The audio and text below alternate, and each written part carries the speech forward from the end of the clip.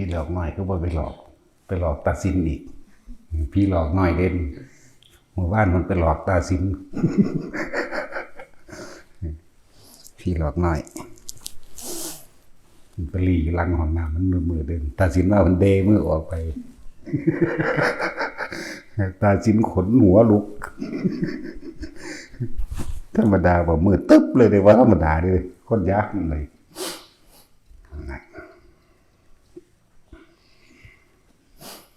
มืออื่นกะโกนหัวพวกสิบวชโกนหัวซะบวชวันที่11/2ไปจะเป็นมาใหม่ก็มีบ่3ติเอา3สั่น3สั่นเอาท่องได้ละบ่ล่ะผู้สามมือเป็นว่าได้เอา3สั่นมืออื่นบวชอีก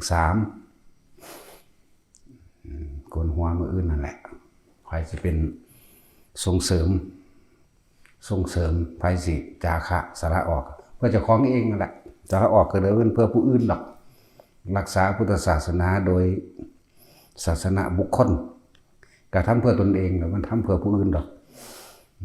แต่ของสละออกนั่นใดจะของก็ได้สิ่งนั้นแต่ไปเป็นสั้นให้ท่านโดยความบริสุทธิ์ใจให้ท่านโดยบ่หวังผลสิ่งใดตอบแทนสิ่งนั้นจะเป็นของเราสิ่งนั้นที่อยู่กับเราเองแต่ว่าถ้าให้ด้วยหวังสิ่งใดตอบแทนหวังอยากร่ำอยากรวยอยากอายุยืนจากนั้นสิ่งนั้นจะไม่อยู่กับเราอะไร ต่างกันอยู่เด้เดี๋ยวมันนี้สิแก่อันความสงสัยต่างๆของผู้ปฏิบัติธรรมเริ่มตั้งพื้นฐานมั่นพุ่นละบางคนเป็นอย่างเวลามาทำวัดหรือไหว้พระหาวเอาสะบัสันตอนอยู่ปกติกับบ่หาวเข้าใจว่าล่ะตอนอยู่ปกติกับบ่หาวบ่ง่วงบ่มีอาการขนลุกขนพองบ่มีอาการนิ่มนวลบนหัวหรือหน้าผากบางคนอุณหภูมิเกิดขึ้นเองแต่ว่าบ่รู้คือหยังเข้าใจว่าล่ะบางคนขนขี้ลูกวือว่าเขาถ้าไปปรึกษากับคนที่บ่เคยฝึกหัดปฏิบัติธรรมก็ว่านั่นแหละมึงสิเป็นบาดิจะไปเฮ็ดเด้นั่นแหละมีบอกเขาว่าทำแตกไปเด้มันสิมีความเข้าใจเป็นทางเลี้ยวไหลทันทีโลดพวกนี้นั่นแหละแต่ว่าฟังเราไปคลายปัญหาตัวเองบางคนตอนที่ทำวัดอยู่นี่หาวเอาสวสันยั่งก็บ่อยู่หาวยุงสั่นปล่อยมันหาวโลดบางคนก็ขนลุกวือก็ปล่อยมันขนลุกโลดบางคนก็อุณหภูมิเกิดเองเข้าใจว่าล่ะน่วงอยู่หน้าผากเป็นหยังก็เป็นตึงเป็นหยังก็เป็นคือหน้าตึงคือให้ไตในหน้ากูท้อนี่นะก็ปล่อยมันโลดนั่นแหละคำว่าสมาธิกับแมนคำว่าทรงฌานเจริญฌานด้วยปะธรรมฌานกับแมนความคิดของเฮาจิตของเฮาตอนนั้นมันตั้งมั่นแล้วเพราะว่าเฮาบ่ไปคิดถึงความอยากได้อยากดีอยากมีอยากเป็นเฮาบ่ไปคิดถึงบุคคลนั้นสัตว์นั้นสิ่งของนั้นความคิดของเฮานี่จออยู่กับการทำวัดนี่พูดถึงทำวัดหรือเพียงแค่เฮาสิสวดมนต์เฉพาะตนของเฮาเองในการไหว้พระเป็นใช่ว่ามันเพ่งอยู่ในฌานเป็นเอกะแปลว่าหนึ่งคตาจิตคตารมณ์จิตตั้งมั่นมีอารมณ์ที่เป็นหนึ่งอุเบกขาเกิดขึ้นอาการปิติต่างๆเลยเกิดขึ้นเด้ออย่าไปฟังผู้บ่เคยปฏิบัติเดี๋ยวมันสิจินตนาการไปยืนยันไปตัดสินโดยความเห็นของเจ้าของเองโดยตัวผู้นั้นก็บ่เคยเป็นแต่ว่าเว้าขึ้นมาสารพัดในแนวบ่ดีนั่นแหละในแนวเฮ็ดให้เฮาย่านนั่นแหละ เมื่อจิตมันตั้งมั่นแล้วเป็นเอกคตาเอกะแปลว่าหนึ่งเอกตาจิตเอกตาลมจิตตั้งมั่นมีอารมณ์ที่เป็นหนึ่งเรียกว่าปัณพานจิตสงบแล้วบุญได้เกิดขึ้นแล้วบุญคือความสงบภายในใจตัวเองความคิดเฮาบ่ไปอยากได้อยากดีอยากมีอยากเป็นกับบุคคลนั้นสัตว์นั้นสิ่งของนั้นนั่นแหละเป็นปฐมฌานแล้วบุญเกิดแล้วมันจึงหาวขึ้นก็มีบางคนก็ตุก กระตุกเนื้อหนังบางคนก็เป็นแบบนี้เด้งมีจักว่าหลัง อาปากงับๆนี่นะก็เป็นเด้บ่แม่นหาวตัวเป็นงับแบบนี้ก็เป็นเด้อแล้วแต่มันสิแสดงออกทางร่างกายแบบใดก็บ่ต้องไปสงสัยในขณะนั้นจิตตั้งมั่นในขณะนั้นเป็นปฐมฌานบุญได้เกิดขึ้นแล้วการ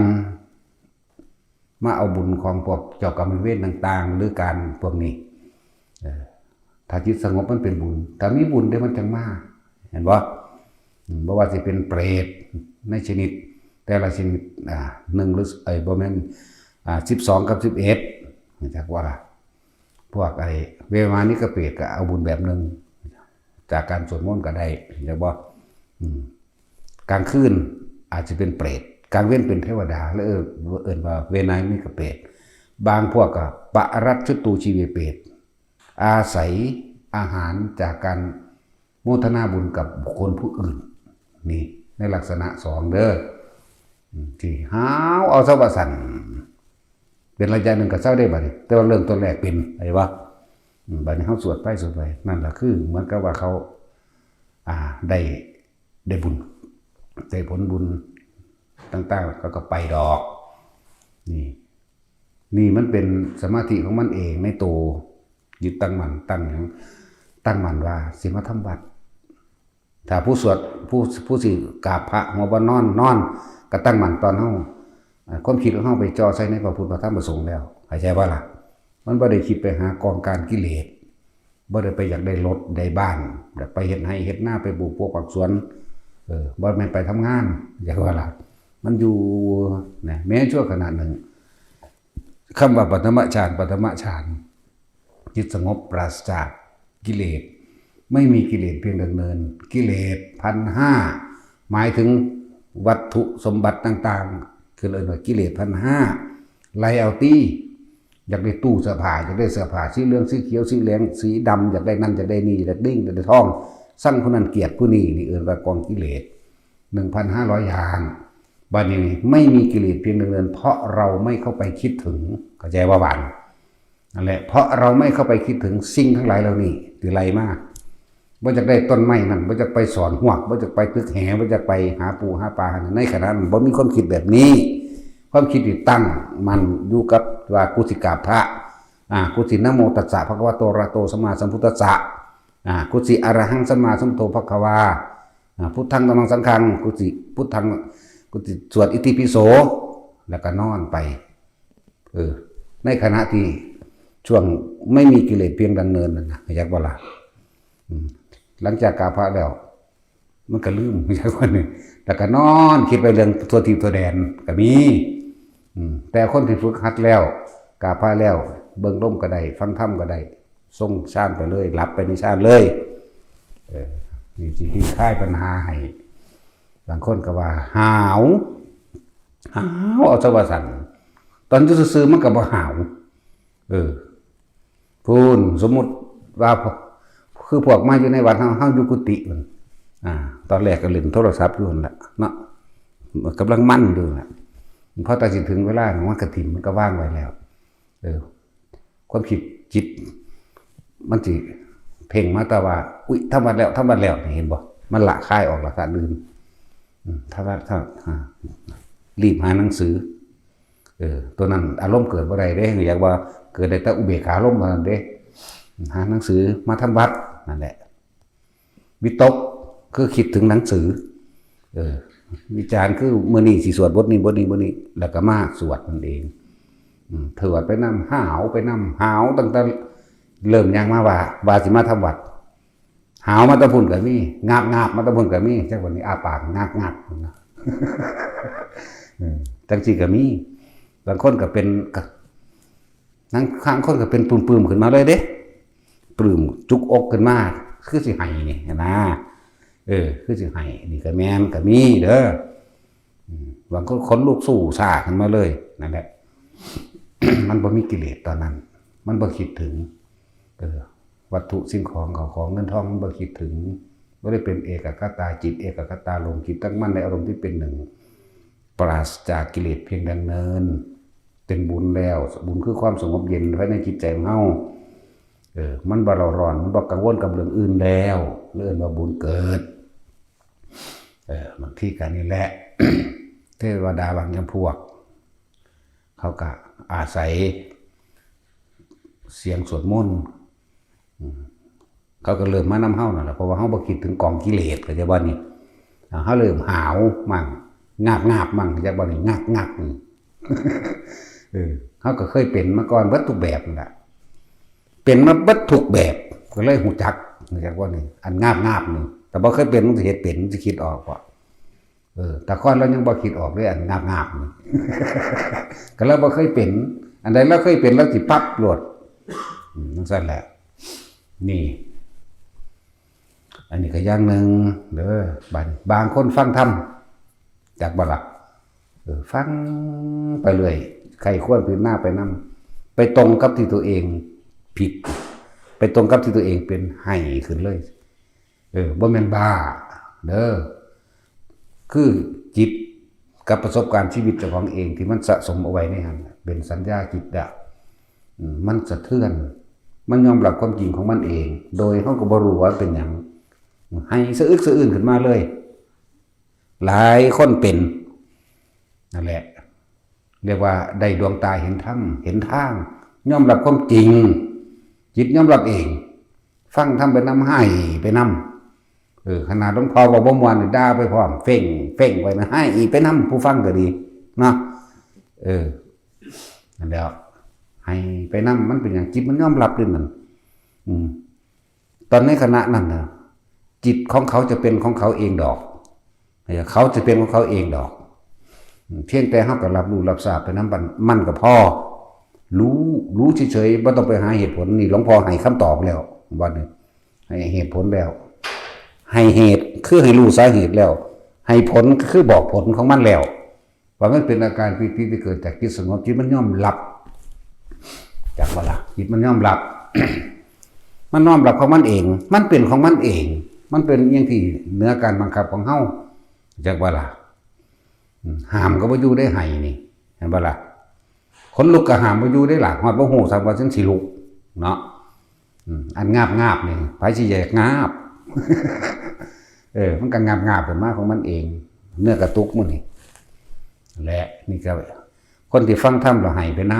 ำภาษาโลกเขาว่าให้ภาษาธรรมเอิ้นว่าปลื้มปิติจิตนี่เป็นเองยอมรับความจริงของมันเองยอมรับความผิดเหมือนกับมันสารภาพโดยตัวมันเองมันเลยสื่อสารออกมาทางกายลุกอกขึ้นมาเลยแน่นขึ้นมากึกขึ้นมาแล้วสะอึกสะอื้นขึ้นมาเลยหายรถบางคนที่อยู่ผู้เดียวปล่อยเต็มที่เลยเด้ว่าขึ้นเลยเด้มันบ่ธรรมดาเด้แนวมันนี่แต่อยู่น้ำมูนี่ก้มหน้าไว้คือหันเลยจักก็ล่ะนี่ก็คือปีติเด้อจิตมันอิ่มมันยอมรับมันได้พักผ่อนมันผ่อนคลายมันปัสสัทธิมันคลายความกังวลทั้งหลายที่สงสัยที่เคยเป็นมากับมันยอมรับสารภาพของมันเองจากว่าล่ะจิตเขาจะเป็นของเขาเองดอกเขามีหน้าที่รู้รับรู้นี่เนื้อตัวนั้นขึ้นไปอีกเลยบอกคำว่ารู้เด้อนี่ก็อย่างหนึ่งนี่คลายความสงสัยพอทุกคนปฏิบัติธรรมผ่านสิ่งเหล่านี้เด้แต่ว่ายากที่สิได้คำตอบแสวงหาครูบาอาจารย์นั่นนี่บางที่ก็บ่กล้าถามเพิ่นมั่งเนาะ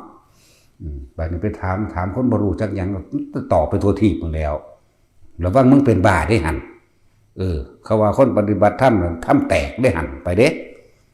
จะไปถามอันนี้จังซั่นมาถามเลยบ้าพี่คือเฮานี่มากูเป็นเบิดทุกอย่างกูตอบไปเบิดแล้วนะนั่นแหละนี่ก็แบบนึงมันเป็นหนังคือเป็นสันเลยบอกเหตุผลว่าวิตกจิตมันหูเฮาได้ยินได้ฟังเสียงธรรมวิตกคือคิดใครควรและพิจารณาไปตามอยากบอกพอไปถึงจุดที่เจ้าของเป็นจุดที่เจ้าของมีความผิดจิตผ่อนคลายออก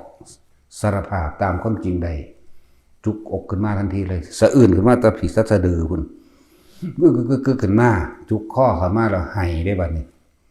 และแต่อยู่น้ำมูหลายๆก็อึกอยู่หันแต่บ่ต้องหามมันดอกเพราะว่าหามมันได้มันก็บ่อยู่ปล่อยให้มันสงบเต็มที่อย่าหามบ่ต้องอยากอายคนดอกพอเฮาอยู่ในสถานที่นี้เขารู้กันดีทุกคนแล้วบางคนบัดนี้บ่เข้าใจว่านั่นคือชาญบ่คือเขาเจ้าตั้งใจมาแล้วตั้งใจมาแต่เมื่อวานนี่มื้ออื่นกูสิไปหาหลวงพ่อกูสิไปกราบหลวงพ่อให้ได้นั่นวิตกเพิ่นสิอยู่บ่น้อนะวิจารณ์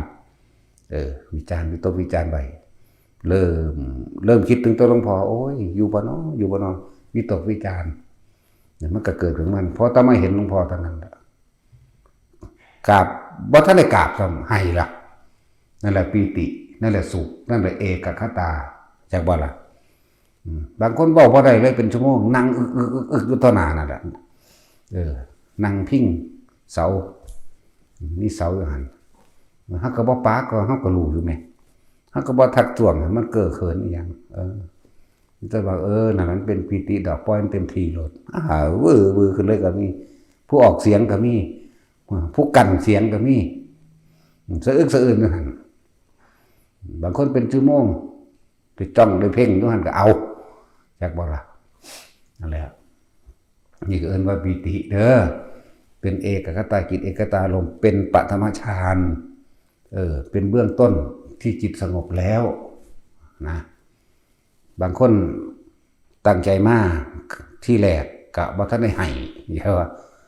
เพราะตอนหลวงพ่ออธิบายไปแต่เรื่องอธิบายเรื่องของผู้อื่นพุ่นเด้แต่ว่าเขาก็น้อมฟังได้ซั่นน้อมฟังไปถึกเจ้าของเองหมูบลงให้วือขึ้นเลยเห็นว่าล่ะเลยปล่อยมันโลดบ่ต้องไปปลอบกันผู้มาอยู่ข้างๆปล่อยให้เขาถึงความสงบเต็มที่ปล่อยให้เขาถึงความสงบสักนาทีหรือ 2-3 นาทีก็ปล่อยไปเถอะบ่ต้องไปรูปหลังรูปหัวอยู่ซื่อๆเลยปล่อยให้จิตของเขาเป็นเองโลดนั่นว่าล่ะบุคคลทั้งหลายเหล่านี้ที่กล่าวมาทั้งหมดไปเบื้องต้นจนเท่าเดี๋ยวนี้นั่นแหละเป็นผู้ไม่ห่างจากฌานแม้เพียงชั่วขณะจิตหนึ่งแค่นี้หนึ่งได้มาได้ยากเด้คำบอกของพระเจ้าว่าเรากล่าวว่าบุคคลผู้นั้นนะเป็นผู้ไม่ห่างจากฌานแม้เพียงเขี้ยวแค่รัดข้อมือเดียวนั่นแหละ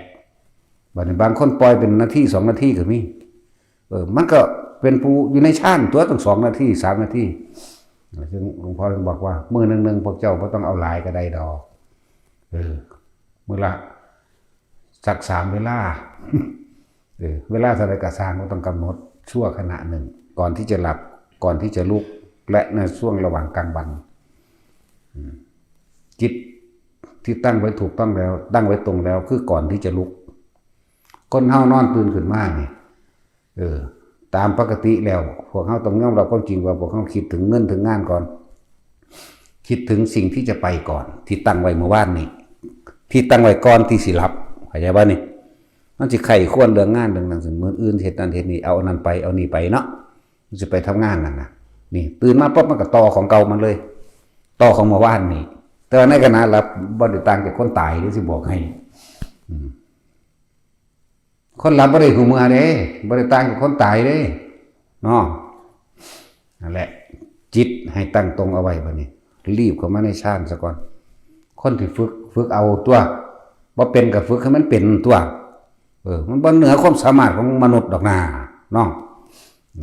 ฝึกซะก่อนบ่แม่นสิเฮ็ดบ่ได้เฮ็ดไปซะก่อนเฮ็ดบ่ได้แล้วมึงอยากได้แต่บ่เฮ็ดเนาะเข้าใจบ่เข้าใจค้อนเฮ็ดบ่ได้แล้วมึงอยากได้แต่บ่เฮ็ดเอาไปนั่นแหละฝึกเลื่อนว่าจิตแรกคือความคิดแรกที่เฮาตั้งไว้เป็นที่ปราศจากกิเลส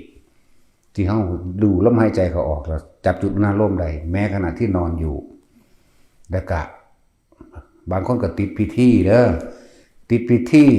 ติดรูปแบบรูปลักษณะติดท่าทางนอนสวดมนต์กับยานบาป นอนฟังธรรมกับยานบาปนี่เห็นบ่ล่ะแต่ว่าตอนนอนคิดสั่งอีหานั่นบักหานี่มันคือบ่ยานเนาะแม่นบ่ล่ะเข้าห้องน้ำสิภาวนาพุทโธกับยานบาปว่าบ่เคารพเนาะทั้งสั้นแล้วอันตอนอยู่หน้าวัดหน้าพระพุทธรูปแท้ๆสู้สั่งผู้นั้นสู้เว้าพื้นกันสู้คือบ่ยานเนาะ นั่นแล้วที่จริงแล้วนะกิเลสความโกรธความเกลียดความพอใจและบ่พอใจเกิดขึ้นจากจิตของเฮาเองเกิดขึ้นจากสัญญาที่เฮานึกคิดปรุงแต่งขึ้นไปเองกิเลสเกิดที่ใจ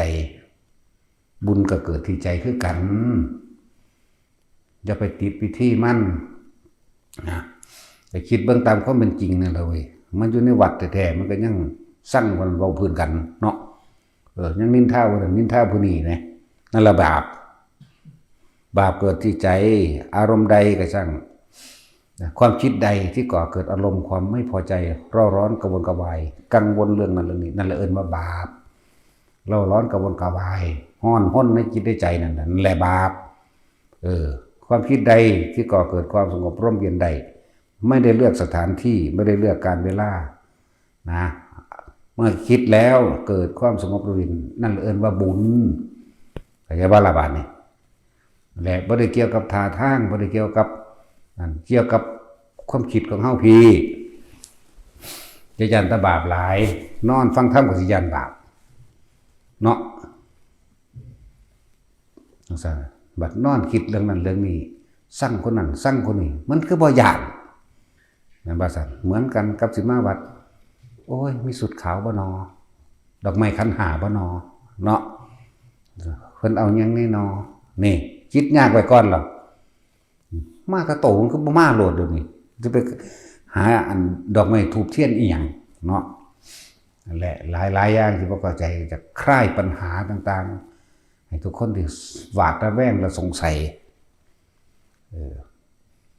ในเมื่อกิเลสก็เกิดที่ใจธรรมะก็เกิดที่ใจมันว่าล่ะ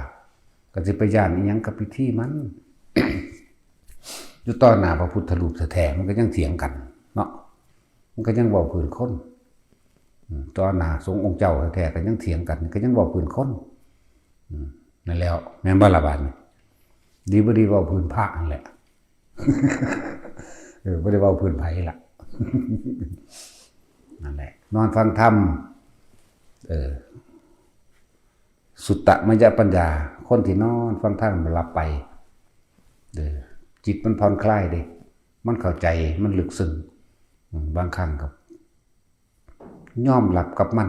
มีปิติเกิดกับมีฟังไปเมื่อมันผ่อนมันคลายแล้วเข้าฌานสองคนที่สิหลับก็หลับในฌานสองล่ะอยากว่ามันบ่คิดอยากบ่บาดนี่มันบ่คิดตอนฌานที่1น่ะนอนฟังธรรมใครควรไปตามเพิ่นเนาะใครควรไปตามบทธรรมนั้นมันเข้าใจมันปัสสัทธิมันสงบลงมันบ่คิดตัดหลับซ้ำจากบ่ล่ะแต่ตายในหันพรหมโลกอย่างเดียวเข้าใจบ่นี่แต่ตายในขณะที่เฮาหลับในขณะนั้นไปพรหมโลกเลยไปต่อเอาข้างบนก็ได้เข้าใจว่าล่ะ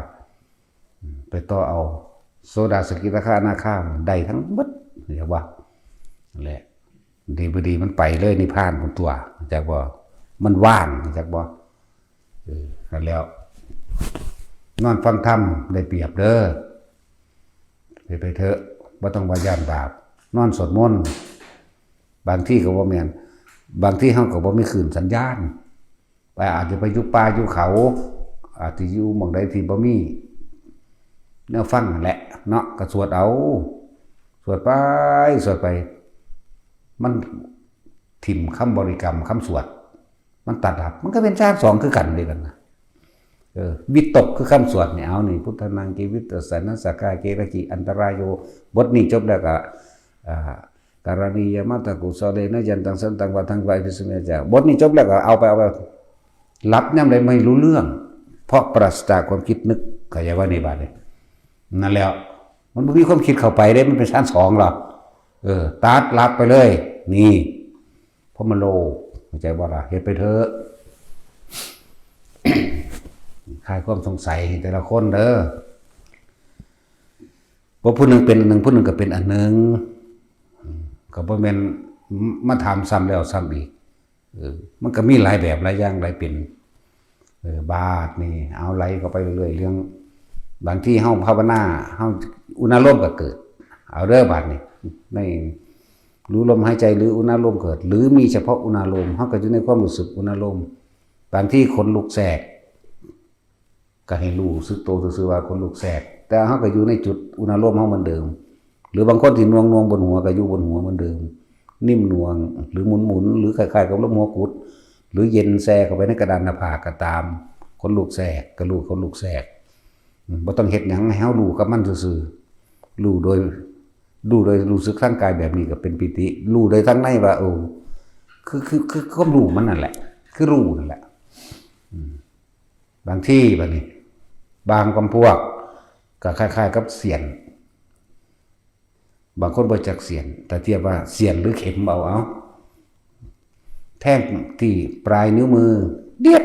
ก็มีสะบัดออกก็มีก็บ่ต้องไปใส่ใจหาเหตุผลกับมันเด้อปล่อยเลยบางคนนั่งธรรมดารับตาแล้วบ่รับตาสางมือมันสะบัดปึ้งออกไปก็เอามาว่างไปเป็นปกติบ่ต้องไปคิดหาเหตุผลใดกับมันเข้าใจว่าล่ะอย่าไปหาเป็นหยังเป็นแนวนี้ผิดหรือถูกหรือหยังงอนี่นะแต่ให้รู้ว่ามันก็กลับเอาขึ้นมาหม่องเก่านี่แหละจะไปหาเหตุผลหยังกับมันมากบางคนเป็นดังว่าขายเสี้ยนหรือเข็มแทงจากข้างหลังมาหาหัวใจก็มีเป็นเดียดเข้าเลยอย่างว่าล่ะบ่แม่นแค่ว่าแทงแค่ปลายนิ้วมือบ่แม่นแค่ว่าแทงแค่ปลายตีนหรือฝ่าตีนเป็นเบิดเข้าใจว่าล่ะบ่ต้องไปหาเหตุผลกับมันเข้าใจว่านี่คือจะเอาความคิดออกนอกนี่มันกำลังออกไปปรุงแต่งทั้งนอกแล้วว่าเกิดอะไรขึ้นมันคืออะไรร้ายหรือดีผิดหรือคนผิดหรือถูกให้บ่สนใจพี่อยู่พี่เลยน้องๆหน้าผากกลางหัวพี่อยู่จังสั้นบางที่ก็มีอาการโยกซ้อนกันอันว่าล่ะซ้ายขวาถ้าเฮาหยุดโดยความรู้สึกมันก็หน้าหลังบัดนี้บางที่ก็เป็นลักษณะคล้ายๆกับหมุนนิ่มๆช้าๆมันเป็นคือเฮานั่งในอ่างน้ำแล้วหมุนนี่แหละอันว่าล่ะบางทีก็โยกเหมือนนั่งในอารามมันบ่ได้โยกเด้อเด้โยกสบายๆนิ่มๆใส่ความรู้สึกหยุดมันก็หยุดที่จริงปิติทุกอย่างมีอยู่ในนี่มีอยู่แล้วเพียงแต่ว่าเฮาปล่อยให้มันเป็นไปตามมันก็เป็นได้บ่ได้เฮ็ดเอาแต่ว่ามันเกิดขึ้นของมันจริงอยู่แล้วแต่เฮาหยุดมันไว้ซื่อๆเบิดทุกปิติในนี่พูดถึงหลวงพ่อเองเป็นแบบนี้อยู่ตลอดแต่เฮามีสติควบคุมได้แล้วเข้าใจบ่นี่ควบคุมได้แล้วแต่ปล่อยมันโยกมันโยกไปเลยแล้วแต่ปล่อยมันหมุนก็หมุนไปเลยแล้วเฮาบ่ปล่อยแล้วอยากว่าล่ะนั่นแหละควบคุมคือเฮาอยู่ในลักษณะการทรงฌานตลอด1 2 3 3 2 1บางเข้าก็สู่อัปปนาฌานเลยว่างไปเบิดจากสิ่งที่มีอยู่เนี่ยแหละบาดเฮาสิบ่รับรู้เฮาก็บ่รับรู้บาดเฮาสิออกมาเฮาก็ออกมาทรง1 2 3เป็นเสียส่วนมากตัวซีก็ใส่เป็นบางโอกาสบางเวลานะเป็นอัปปนาฌานเรียกว่ามันก็คล้ายกันกับเขาฌานซีเรียกว่าล่ะแต่ว่าจะพึงเว้าไปเอา1 2มันคล่องก่อนจะพึงเว้าไปแต่มันสิเถียงกันว่านั่นแหละใส่ระงับโลกระงับเหตุพวกซีนั่นน่ะหรือบางที่ก็ซอยคดนะนี่แหละอาการโยกอาการสั่นบางคนบัดนี้ถ้ามีอาการโดยว่าร่างกายนี้พองขึ้นโค้งขึ้นไข้ขึ้นอึ้งลึงก็อึ้งนี่ก็มีก็บ่ต้องตกใจบางที่ก็ยืดขึ้นเป็นตัวเองน่ะยืดขึ้นยาวๆเด้บางที่ก็เป็นลอยๆขึ้นดูดังว่ากายลอยขึ้นอยากว่านี่ท่านก็แค่ปิติกายจริงมันบ่ลอยหรอกแต่ความรู้สึกมันลอยก็บ่ต้องไปสงสัยอย่างกับมันนี่แหละเป็นอย่างคือเน้นว่าสมาธิของเฮานี่เน้นการลืมตาบ่ให้หลับตาให้มื่นตาบ่ให้เฮ็ดแบบหลับตาแต่หลับตามันสงสัยความเคยคิดในคนเป็นหยังวะแต่ยินเสียงหยังวะแต่ได้กินหอมๆมันก็มื่นตาหาเหลียวเบิ่งโดดความคิดมันออกเบิดล่ะเข้าใจว่าล่ะ เนี่ยจึงเน้นมื่นตาเลยนึกว่าสงสัยถ้ามันได้ตั้งมันมันตั้งมันได้นานกว่ากันมันคงกว่ากันนะเดินจงกรมได้เดินอันจงกรมสถานที่ที่เฮาฝึกเป็นสถานที่ฝึกคิดแล้วมันยังกระสร้างมุพระเน้นมันไปบิณฑบาตเขาก็เดินไปด้วยการทรงชาติของเขาเฮียวันนึงบัดนี้ทุกอริยบทอยู่ในการทรงชาติได้เบิด1 2 3 3 2 1เอาอยู่จังสั่นเวลาหนึ่งคือออกมาคุยกันจากบ้านละมันต้องใส่ความคิดเป็นธรรมดาแต่ว่าอารมณ์บ่ไปกับสิ่งที่คุยกันบ่ไปตัดสินยินดีผิดถูกกับไผมันเลยเป็นอุเบกขาอยู่เหมือนเดิมอย่างว่าล่ะนี่อันนึงบัดนี้แม้กระทั่งได้กลิ่นหอมๆจังซี่ก็อยู่ในหมวดของอาการปิติหรือนิมิตกลิ่นบางคนก็เห็นแสงนั่นแสงนี่วูบๆวาบๆเห็นบ่อยู่ไกลก็มีพุ่งเข้ามาหน้าผากหรือจากหน้าผากออกก็มีหรือลอยอยู่เฉพาะมันแบบได้กระสร้างอยู่ในคำว่าปิติทั้งเบิดเรียกว่าโอกันติกาบ่แม่นแม่นโอกันติกาปิติเรียกว่าล่ะนั่นแหละแสงสว่างได้เกิดขึ้นหรือแม้กระทั่งนิมิตต่างๆที่เฮาเห็นนิมิตกลิ่นเหม็นกะรู้แต่จะคิดออกไปว่าเหม็นเกิดจากหยังผีบ่เด็กคนย่านคิดเรื่องผีก่อนเห็นว่าล่ะแล้วก็คิดเรื่องเทียบเหม็นสัตว์ต่างๆหรือเหม็นคนแต่คนย่านนะสิคิดเรื่องผีเนาที่คิดเรื่องคือหมาตายแท้คืองัวตายแท้คือนั่นคือนี่ตายแท้นี่คือคนบ่ทันความคิดรีบกลับมานี่มาอยู่ในอุณโลมเหมือนเดิมหูกินกับหูตัวเข้าใจว่าล่ะแต่คนชินแล้วแต่นวงอยู่นี่คิดได้จากว่าล่ะเป็นมันจะถอยออกมาเป็นปฐมฌานเข้าใจว่านี่คิดได้แต่ว่าอย่าสังเกตได้ว่าอย่างถ้าความรู้สึกนวงหน้าผากหรืออยู่หัวออกแสดงว่าเข้าไปอยู่กับสิ่งที่คิดปุ่นไปมีอยู่กับสิ่งที่คิดไปมีอยู่กับสมมติว่ากลิ่นไปมีอยู่กับกลิ่นมีอยู่กับตัวใดจินตนาการเป็นภาพหมาเน่ามั่งหนูตายนั่งแมวตายมั่งขี้เกียจตายเน่ามั่งอะไรบ้าล่ะนักไปทั้งผีเน่ามั่งนั่นมันไปปราดภาพจินตนาการคิดมีที่ตั้งอยู่ได้นั่น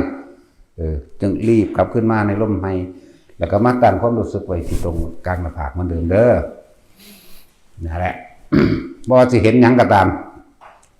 กลิ่นใดก็ช่างถ้าคิดได้แต่ว่าอย่าให้ความรู้สึกออกจากกายนุ่มนวลอยู่หน้าผากนี่เห็นหยังก็ตามเทวดาอินพรหมผีเปรตหรือพระสงฆ์เจ้าแม้กระทั่งพระพุทธเจ้าอย่าเอาความรู้สึกออกจากนี่เข้าใจว่าล่ะนั่นแหละแม้นที่เป็นทั้งภาพและเสียงและกลิ่นกระซางความรู้สึกต้องอยู่ที่เดิมว่าสันเขาสิไปน้ำมันเลยเด้ความคิดของเขาออกไปสร้างภาพจินตนาการไปปรุงไปแต่งเป็นอนาคตไปแล้วเด้นั่นแหละนี่เดี๋ยววิธีให้ยังมีความรู้สึกตัวอยู่เหมือนเดิมบางพวกเนื้อกระตุกดึกแข้งขาแขนแม้กระทั่งบางพวกเหมือนกับมือเย็นๆเปอะลงไปตรงไหล่เฮากลางหลังเฮาหรือขาเฮารู้เฉยๆอย่าคิดแต่ให้มีความรู้สึกตัวอยู่หน้าผากเหมือนเดิมหัวเหมือนเดิมหน้าผากเหมือนเดิมกิเลสเกิดบ่ได้จะบ่นั่นมันเป็นอุเบกขาเป็นเอกคตาจิตเอกะแปลว่าหนึ่งคตาเนี่ยจิตเนี่ยเป็นอุเบกขาอยู่เหมือนเดิมจิตเป็นหนึ่งจิตหนึ่งเหมือนเดิมแต่จิตสองก็คิดไปจะว่าล่ะตัวนี้จะออกไปพร้อมเด้ตัวความรู้สึกจากนี้มันจะหายไปพร้อมเด้อแต่ว่าถ้ามันยังมีความรู้สึกอยู่แม้จะมีการคิดบ่เกิดจากวันจิตไม่มีที่ตั้งดอกเพียงแต่ว่านั่นเป็นแค่สังขารหรือเขาในหมวดสังขารุปเบกขญาณมีความคิดนึกปรุงแต่งเป็นธรรมดาแต่ว่าไม่ได้เป็นไปจากความคิดนึกปรุงแต่งสัญญามันตอบเองดอกยังก็ดีเข้าใจว่าตัวนี้บ่หายคือให้มันคงอยู่กับความรู้สึกในกายฐานที่ตั้งแห่งจิตนี่สำคัญมากนะครับว่านี่เอาตัวนี้เป็นฐานกายนี่แหละเป็นฐานว่าท่านสติปัฏฐานบอกสติปัฏฐาน4 กายเวทนาจิตบ้านนี้ก็เลยเอาความกายคนนึงเอาจุดใดจุดหนึ่งเป็นฐานที่ตั้งแห่งความรู้สึกนี่เขาเอาบางคนเอาลมบางคนเว้าหลักสูตรเฮาโลดก็คืออยู่ในหน้าผากเฮานี่แหละหรือนองๆบนหัวเฮาเลยเนี่ยกายเวทนาจิตเวทนากายรู้สึกตัวพร้อมอยู่ในนั้นจุดใดจุดหนึ่งจุดเดียวนี่เอาแค่นี้นั่นแหละทั้งเบิดก็ร่วมอยู่ที่จิตนี่แหละที่รู้นี่แหละยักบ่ล่ะบาดนี้แต่ร่วมทั้งปัญญารวบไปทั้งปัญญาอันนี้จักอนัตตาเท่านั้นแต่เฮาบ่ไปบังคับหรืออยากให้มันเป็นแบบนี้ทุกข์เกิดขึ้นบ่ได้หรอกมันอยู่นี่แหละเป็นกลางไว้แล้วยักบ่ล่ะเฮ็ดให้บ่อยเฮ็ดมากให้ชินสภาวะบ่ว่าทำนอกทำในหรือทำในทำทั้งหลายมันปรากฏขึ้นมาปรากฏยังกะสานกูอยู่นี่แล้วเฮาสิฮู้จักเองดอกว่าปล่อยว่างเป็นแบบใดยักว่าล่ะเฮ็ดไปเถอะแต่มื้อนี้อยากคลายความสงสัยต่างๆที่มีนั่นมีนี่เห็นนั่นเห็นนี่หรือความรู้สึกที่มันเกิดขึ้นในตัวเองอย่าออกจากความรู้สึกเดียวเป็นพ่อแม้นที่คิดมึงก็คิดไปแต่ว่าความรู้สึกยังอยู่เหมือนเดิมคิดไปแล้วก็บ่ต้องห้ามความคิดพร้อมถ้าสำหรับผู้สิมีความรู้สึกในหน้าผากหรือหัวแล้วก็ตามบ่ต้องห้ามมันเริ่มต้นแรกใหม่ๆมันจะคิดในทางปรมาสพวกนั้นปรมาสพวกนี้โดยเฉพาะปรมาสครูบาอาจารย์มันสิดูถูกครูอาจารย์มันมันบ่ล่ะปล่อยมันคิดโลดเอามันเต็มที่ซอยมันคิดเลยว่าตั้งความรู้สึกนี่อย่าออกเด้อความรู้สึกอยู่หน้าผากนวงๆนี่หรืออยู่หัวก็ตามนะซอยมันเลยเอามึงสิคิดซ้ำใดวะแน่เอาเลยนะสั่นแหละนี่อันนึงแก้ความสงสัยเพราะหลายๆคนพยายามห้ามความคิดเวลามันคิดบ่ดี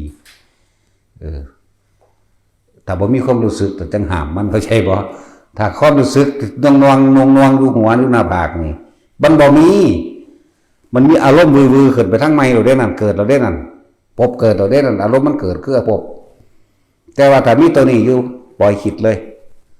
ตัวนี้ตัวนวงอยู่หน้าผากตัวนวงอยู่กลางหัวเย็นนิ่มลึกบางคนก็ว่าต้นหน้าผากก็สร้างบางคนว่าบอนก็ตามบางคนว่าเย็นคือลมหัวกุดน้อยๆก็ตามสื่อสารออกมาซื่ออันนั้นความรู้สึกเดียวกันนั่นแหละว่าให้คลายความสงสัยให้แต่ละคนบางทีความสงสัยที่เฮาเป็นหยังเฮ็ดกระดาษออกจากผ้าการคำว่าเสียงภพภูมิมันเป็นสื่อมันที่เฮาไปเล่นว่ากำลังจิตของเฮาซื่อดอกอันนั้นก็เป็นแค่เครื่องเล่นอย่างใดอย่างหนึ่งแต่ว่าเครื่องเล่นนี้เฮาเอาผลของมันออกมาใส่จักบ่นี่เฮาเอาผลของปิติหรือเฮาเอาผลของสมบัติมาใส่เลยเด้นี่หลักให้เบิดหยังก็ดี เสียงภพภูมิเสียงสัตว์นรกเปรตเดรัจฉานอสุรกายมนุษย์อย่างเทวดาจังสิเฮามาว่าจิตเฮาสิตั้งมั่นหรือบ่ตั้งมั่นคือบ่คิดอีหยังนั่นแหละมันสิออกมาชั่วขณะที่เฮาบ่คิดทั้งที่มีคำบริกรรมสิเป็นคาถาสัสมาสิโมก็ตามสิเป็นนะโมพุทธฤทธิ์ก็ตามสิเป็นอีหยังก็แล้วแต่จริงบ่ต้องใส่คาถาเลยก็ได้บ่ต้องใส่คำบริกรรมบ่ต้องใส่คาถาบ่ต้องใส่บทความจักบ่ล่ะกรรมมาซื่อๆนี่ว่างยามใดมันก็ออกมาเองเพียงแต่ว่าสมมติว่าในอดีตชาติข้าพเจ้าได้เกิดมาจากภพภูมิใดขอให้รายชื่อภพภูมินั้นจงออกมาด้วยเถิดนึกเดินชั่วขณะเดียวเร็วกว่าเสี้ยววินาทีอีกแล้วปล่อยออกมาแล้วก็เปิดเบิ่งโหลดนั่นแหละเฮ็ดเล่นเฮ็ดไปโอ้กูมาจากเปรตเนาะ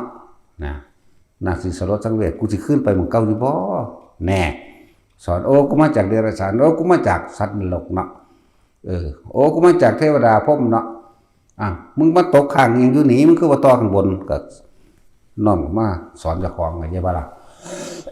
ชาตินี้มึงมาพอแล้วมึงจะพลาดเด้อเนี่ยก็เตือนตัวเองทั้งที่ก็ได้นะและ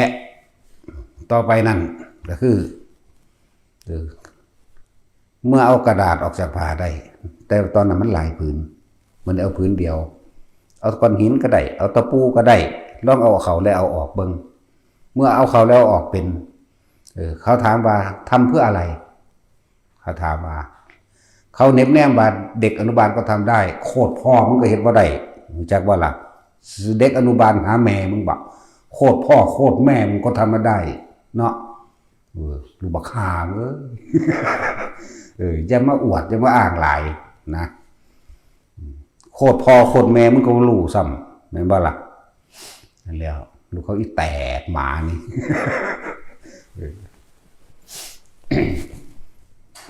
คนมันมีของที่ดีก็นั่นไกลก็นั่นถ้าเขาฝึก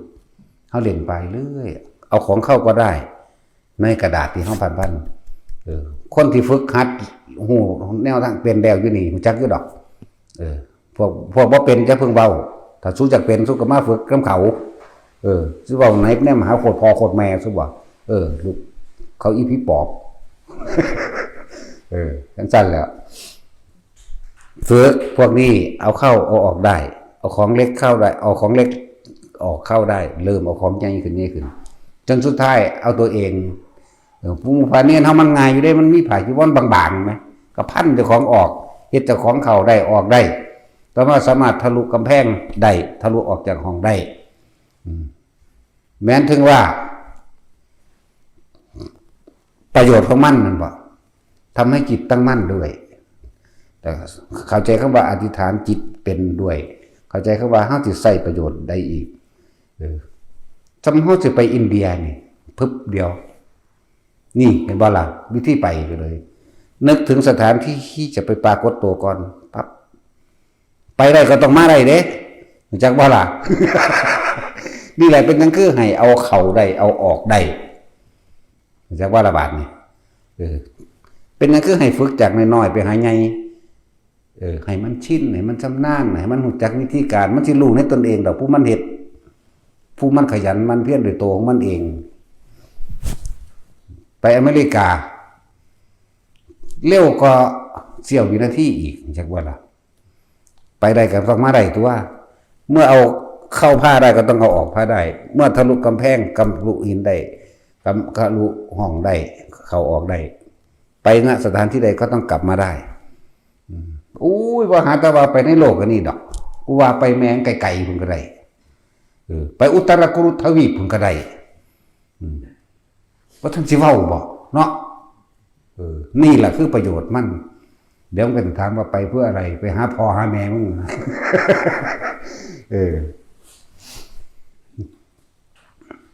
มันมีประโยชน์ตั้งหลายอย่างนี่เลยประโยชน์เอานำมาเว้าให้ฟังอยู่นี่พิสูจน์ความจริงทั้งหลายที่พระพุทธเจ้าเฮาแสดงธรรมอย่างใบตรัสถึงสิ่งใดเอาไว้เฮานำพิสูจน์ได้เบิดเฮ็ดน้ำเพิ่นนั่นแหละเพิ่นว่าเอ้ามนุษย์ต่างโลกมันบ่เวลามนุษย์ต่างดาวของเฮาเด้มนุษย์ต่างโลกเนี่ยเฮาไปได้เพิ่นว่าพวกนั้นมีผิวดุจดังว่าผิวสีน้ำผึ้งจังซี่นะมันบ่แม่นแค่สีน้ำผึ้งเด้บัดนี้ใสงามอหยังนะพวกนั้นว่าผิวสีเขียวคนบ่เคยเห็นสิเข้าใจว่าเขียวคือใบไม้บ่แม่นผิวบางอ่อนงามมันบ่แม่นเขียวหรอกลักษณะสีแท่นใสๆอย่างนั้นล่ะนั่นตัวบางผิวสีชมพูก็บ่แม่นชมพูจึงครึ่งเด้งอย่างว่าบางที่ศพเด็กน้อยนั่นน่ะใสๆบางๆนั่นน่ะอยากว่าน้อยออกมาจักเดือนนี่ไปเดี๋ยวบ่เข้าใจอีก ถ้าไปได้ก็ต้องมาได้ตัวจักว่าละบาดนี่แหละเป็นอย่างคือฝึกนี่คือจุดหมายเป็นเครื่องพิสูจน์แม้นสวรรค์แม้นนรกมันก็ฮู้ได้เห็นได้คือกันได้บาดนี่จักว่าล่ะนั่นแหละประโยชน์มันฮู้แล้วก็มาสอนเจ้าของตัวเนาะนั่นแล้วเขาบอกเน็บเล่มหาแมงว่าเด็กอนุบาลเฮ็ดได้โคตรพ่อโคตรแมงเฮ็ดบ่ได้แต่ว่าเด็กอนุบาลกูนี่เฮ็ดได้ นั่นแล้วมันสามารถไปในที่ต่างๆได้อย่างรวดเร็วพระโมคคัลลาไปเที่ยวสวรรค์ไปเที่ยวนรกก็นำเรื่องราวต่างๆมาสั่งสอนมาแสดงเฮ็ดบุญแล้วนี่เด้อเจ้าได้ไปสวรรค์ผู้นี้เฮ็ดบาปนั่นนี่ไปนรกเด้อนี่ก็นี่แหละประโยชน์มันก็เลยเห็นบ่ล่ะมันบ่ได้เงินได้ทองดอกกูบ่ได้เฮ็ดเอาเงินเอาทองเนาะแต่ชื่อเสียงเฮายังบ่ได้สนใจเห็นบ่ล่ะเขาไม่ได้สนใจกับชื่อเสียงเด้เห็นบ่วาบด่าลูกหมูลูกหมาลูกเขาอีแตกหมามันก็ด่าไปเบิดตัวบ่ได้เงินได้ว่าไผสิว่าเนาะนั่นแหละบ่ได้เฮ็ดให้มันด้วยอีกบ่ได้เฮ็ดให้หยัง ปฏิบัติธรรมหรือสมาธิทั้งหลายนี่เฮ็ดเอานี่บ่ได้หยังเด้นี่บ่ได้เฮ็ดเอาหยังไหมบอกหาแมงแล้วก็อีสันดานเป็ดสู้จักไปแหกกินขี้สีกหลายเนาะตาสินเป็ดนี่มากๆได้ขี้สีกนี่เนาะ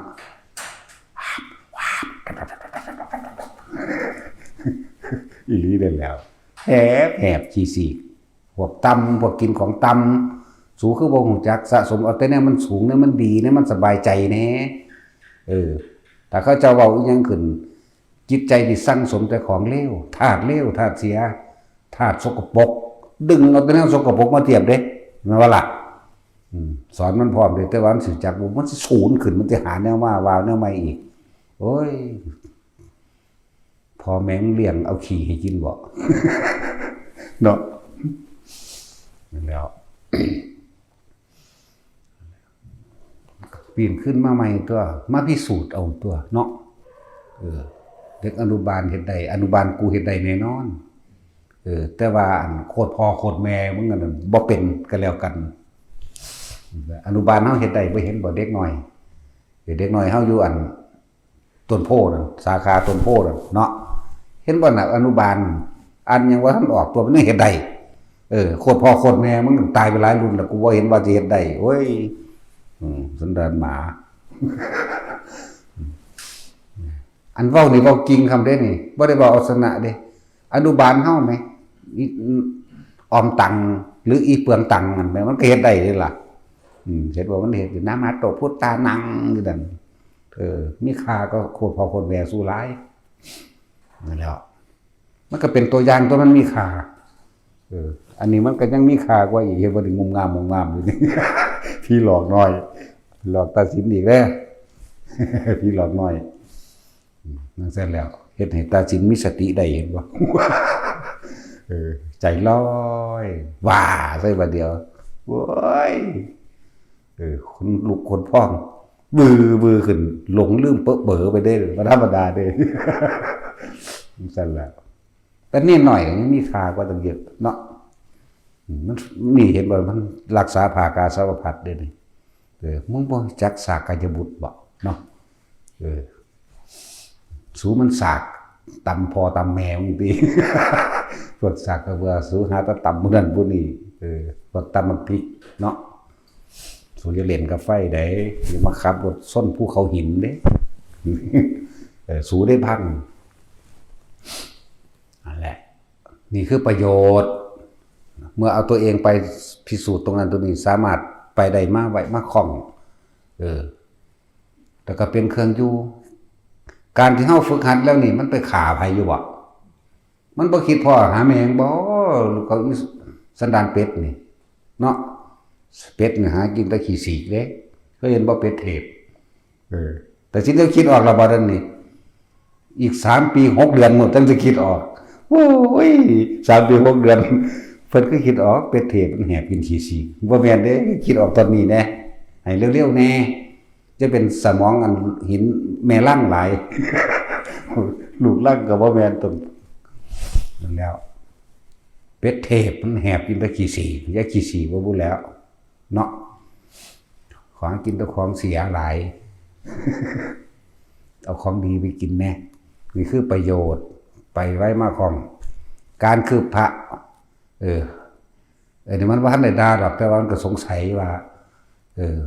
เบิ่งตั้งหลายรอบแล้วบ่ฮู้ว่ามีประโยชน์หยังเฮ็ดเพื่อหยังนะการที่เฮาคืบนิ้วมือที่เฮาบอกกันนี่ถ้ามีกำลังจิตสูงกล้าแล้วรู้จักบ่สามารถหยุดไฟบ่ให้ไหม้ก็ได้สามารถหยุดลมบ่ให้มาทั้งเฮาก็ได้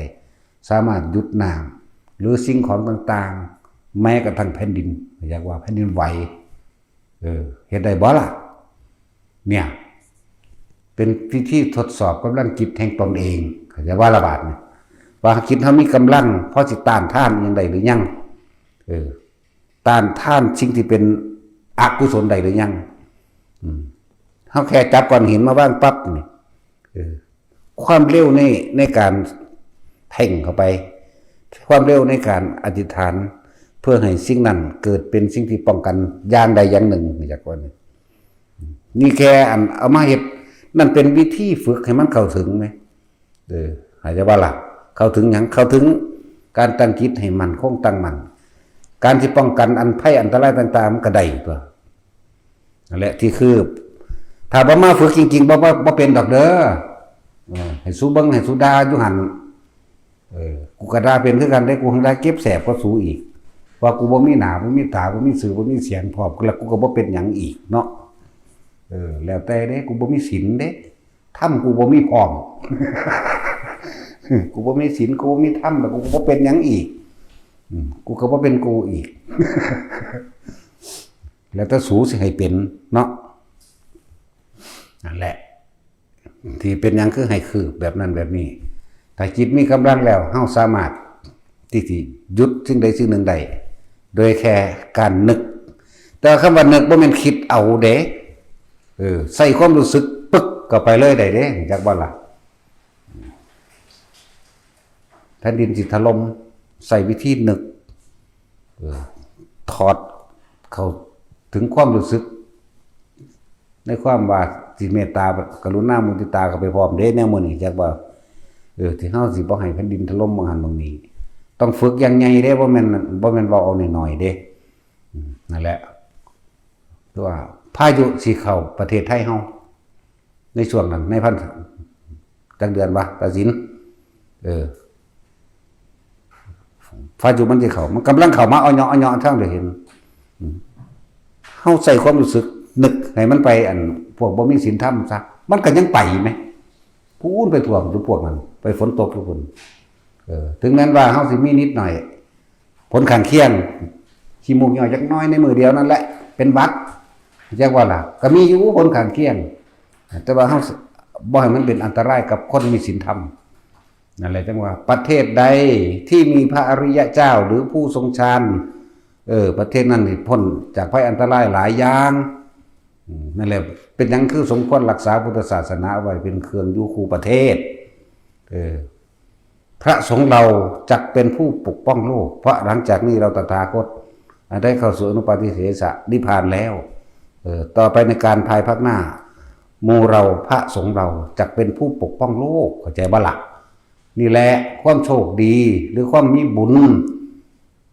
ที่ทำบุญในพุทธศาสนาก็ว่าไปเข้าใจบ่ล่ะน้ำที่ท่วมกรุงเทพเมื่อกี้นี่นึกปัดไปหม่องมันบ่ดีพุ่นจากว่ามันก็ไปได้ล่ะนั่นแหละมีประโยชน์มหาศาลห่วยหม่องใดคนเลวก็ไปหม่องมันเลวตัวเนาะก็สิมันมาทำลายคนมีบุญเฮ็ดหยังแม่นบ่ล่ะการปกป้องคนดีอยู่หม่องหันหม่องนี้เฮาก็ใส่วิธีนึกไปมันก็ไปตัวหังบ่แม่นคิดเอาเด้อย่าคิดว่าคิดเอาเด้อันว่านึกนี่เป็นความรู้สึกที่ตั้งมั่นดีแล้วปัดไปเลยก็ไปแล้วเปิดเผยแมงเราไปยังอยู่นี่เนาะมึงสะออนหาโคตรพ่อโคตรแม่มึงบอกเนาะคู่อีพระอันนี้ปากจัดถือไว้เลยเนาะกูบ่ได้เป็นพระเด้คู่เส้นปากจัดนะบักหานี่ก็แล้วแต่สูสิวาเด้กูก็ให้สูดากูเต็มที่เด้เชิญตามสบาย เอาเลยแต่กูยังด่าสูเต็มที่เนาะสูกระด่ากูเต็มที่ลองเบิ่งเลยเว้ยนั่นแหละนึกไปสั่นก็ได้ บาดนี้สมมุติเขามีเกิดสงครามกันมากัมมันตรังสีของนิวเคลียร์มาโดยล่มมันบ่เฮาสามารถกำหนดนี่ให้มันไปทั้งไม่ได้ถ้าบ่ให้ไปถูกไปเลยกำหนดขึ้นข้างบนยักบ่ล่ะกำหนดยกย่อหรือใส่ดันมันขึ้นไปทั้งฟ้าไปทั้งอวกาศก็ได้ตัวเนาะเดี๋ยวสิเว้าเรื่องใหญ่เกินโตอีกคุยภาษาสำนีเรื่องโลกนี่อยู่ในกำมือนี่ก็ได้ตัดอยู่พูนหมื่นโลกธาตุหรือแสนโกฏจักรวาลถ้าเฮาขึ้นไปอยู่ในหันมันก็ยังน้อยๆนึงเด้ล่ะจักรวาลมันมียิ่งกว่านั้นเข้าไปอีกได้บาดนี้จักว่าล่ะมันบ่แม่นแค่นี้ได้พุทธศาสตร์นี่หนทางของผู้รู้มันบ่แม่นแค่เฮามาศึกษาอยู่ในตู้พระไตรปิฎกนี่เด้แล้วมันบ่แม่นแค่นั่งสมาธิอย่างนั้นผิดอย่างนี้ถูกเด้มันเลยยิ่งไปกว่านั้นอีก โอ้ยลูกเขาอีหาอย่างสั้นแล้วธรรมะที่พระพุทธเจ้านำมาสอนแค่เศษดินที่ปลายเล็บหรือใบไม้ในกำมือหนึ่งเด้ที่จริงมันมีมากกว่านั้นอีกเด้เพิ่นบ่นำมาเหมาะสมกับแค่สติปัญญาของมนุษย์ที่พ่อก็ทำได้อย่างสั้นแล้วพ่อก็ทำได้คือเอาตัวเองรอดไปสักคนซะนะละนี่ก็มีแค่เบาหน่อยๆส่วนเดียวนึงเด้อแค่3 วิชานึงเด้อที่บอกให้ฟังนี่รู้จักบ่18อย่างมันได้ดีของเพิ่นมีเขาจะบ่ล่ะสั่นตัวตั้งแต่วิชาในมนุษย์ที่ว่าสูงสุดแล้วสัตตุศาสตร์นี่สัตตุศาสตร์16 วิชาเรื่องแต่ปานนั้นยังบ่ได้เสียเจียวของเพิ่นเด้นี่จะว่าล่ะแต่ว่าอนาบรญาณของพระเจ้า18ศาสตร์จักว่าล่ะนั่นแล้วในเฮาเว้ามา2 อัน 3 อันนึงได้นี่ยิ่งกว่านั้นอีกแต่ว่าคุณงามหรือพระพุทธเจ้าเฮาสร้างแบบใดไปปรากฏโตขึ้นแต่ละโลกออกมานี่เพื่อเสคน